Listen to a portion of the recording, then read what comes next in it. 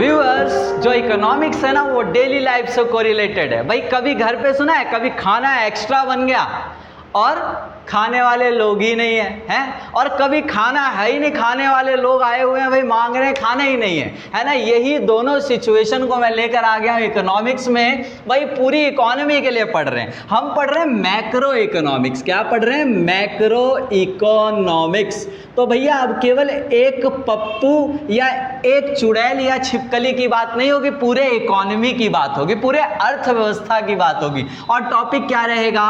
Problem of excess demand and problem of deficient demand. बच्चों problem of excess demand, जिसका हिंदी में नाम है अधिमांग की समस्या, है ना।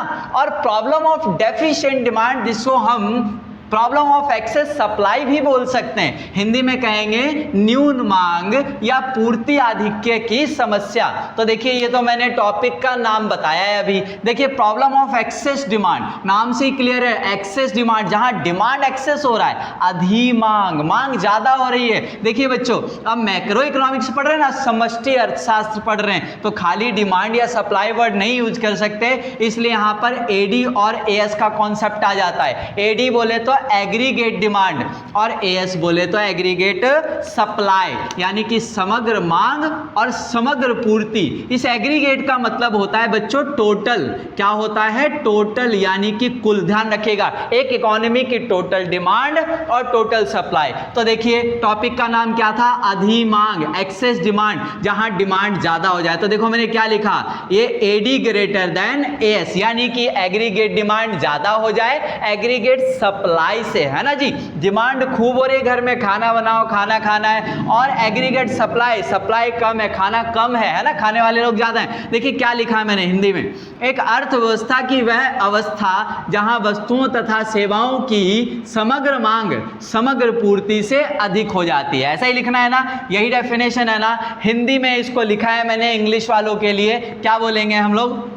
That situation of an economy where aggregate demand of goods and services is more than the aggregate supply। समझ आ गया? चलो अपोजिट चलते हैं यहाँ पर, न्यून मांग। बच्चों जहाँ पर डेफिशिएंट डिमांड है, डिमांड जो है ना कम है, डिमांड कम है, खूब सारा खाना पड़ा हुआ है भाई घर पे, देखो क्या है, एग्रीगेट सप्लाई ज़्यादा है, एग्रीगेट डिमांड कम है। कई राइटर्स इसको ऐसे लिख देते हैं भाई, एएस ग्रेटर देन एडी। तो भैया ये भी तो यही सिचुएशन है ना, सप्लाई ज़्यादा है और डिमांड कम है, डिमांड कम है और सप्लाई ज्यादा है। तो देखो इंग्लिश में डेफिनेशन लिखा, that situation of an economy where aggregate demand is less than the aggregate supply. किस चीज की aggregate demand? Goods and services की। बच्चों समझ में आ गया? यानी कि एक अर्थव्यवस्था की वह अवस्था जहां पर वस्तुओं और सेवाओं की समग्र मांग एडी कम होती है, किससे? समग्र पूर्ति से।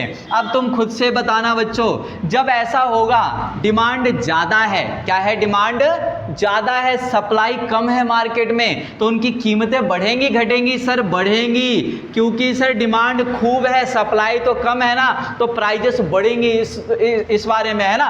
तो आगे क्या कहता है इस वाले में, इस सिचुएशन में जहां सप्लाई खूब है, अरे बहुत सप्लाई मार्केट में, खरीदने वाले लोग ही नहीं है, तो भैया प्राइस क्या होंगे? डाउन होंगी, टूटेगा, प्राइस कम होगा, प्राइस आर फॉल्स कॉन्टिन्यूअसली, है ना। और यहां लिखा मैंने prices are rises continuously, increases continuously. बच्चों एक बात बताओ, जब कीमतें लगातार बढ़ती हैं आपके देश में, तो उसी को तो कहते हो महंगाई आ गई। ये रहा जी, it's called situation of inflation also, इसी को तो महंगाई का दौर कहते हैं आप लोग। And it's called situation of deflation, मंदी की अवस्था कहते हैं, जहां कीमतें लगातार घट रही होती ना बहुत ज्यादा।